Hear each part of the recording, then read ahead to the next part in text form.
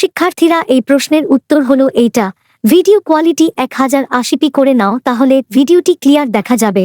তোমাদের সবগুলো বইয়ের সমাধান এইরকমভাবে বইয়ের পৃষ্ঠা নাম্বার অনুযায়ী এই চ্যানেলের ভিতরে প্লেলিস্টে দেওয়া আছে, প্রয়োজন হলে দেখে নিতে পারো। ভিডিওটি ভালো লাগলে লাইক এবং সাবস্ক্রাইব করে ফ্রেন্ডদের শেয়ার করে দিতে ভুলো না যেন।